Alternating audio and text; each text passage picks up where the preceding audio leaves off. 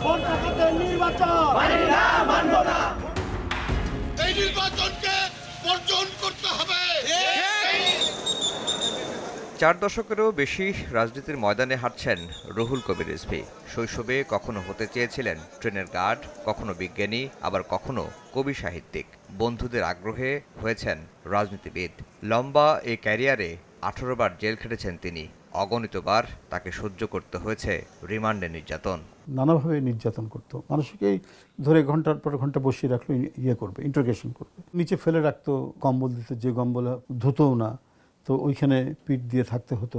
একদিন দুই দিনেই পিঠের মধ্যে বিভিন্ন ধরনের ঘায়ে ভরে যেত আর কি। রিজভীর বেড়ে ওঠা সাফল্য, ব্যর্থতা সহ সমসাময়িক রাজনীতি নিয়ে তার সরকারি বাসভবনে সময় সংবাদের কথা হয় প্রধানমন্ত্রীর এই উপদেষ্টার সঙ্গে। আনন্দের একটা।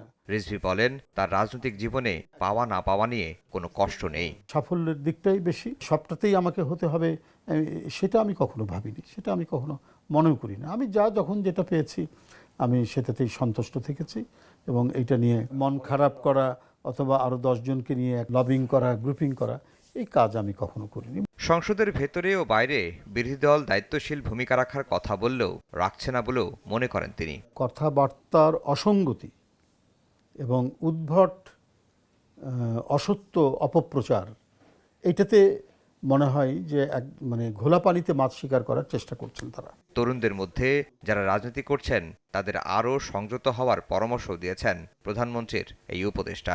তাদের বয়স অনুযায়ী বেশ পরিপক্ক কথাবার্তা তারা বলেন, কিন্তু অনেক সময় কখনো কখনো সীমানা অতিক্রম করে যায়।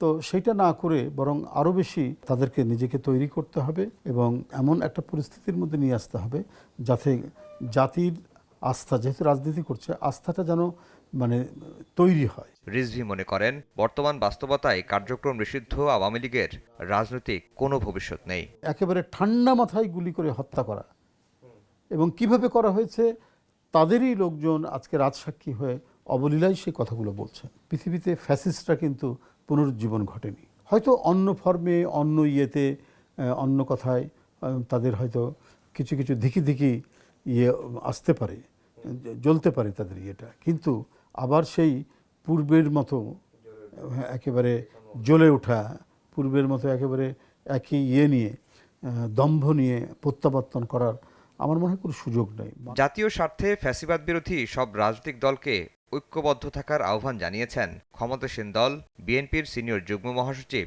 ও প্রধানমন্ত্রীর রাজনৈতিক উপদেষ্টা রুহুল কবির রিজভী। কিশোর, তরুণ। আফজাল হোসেন, সময় সংবাদ, ঢাকা।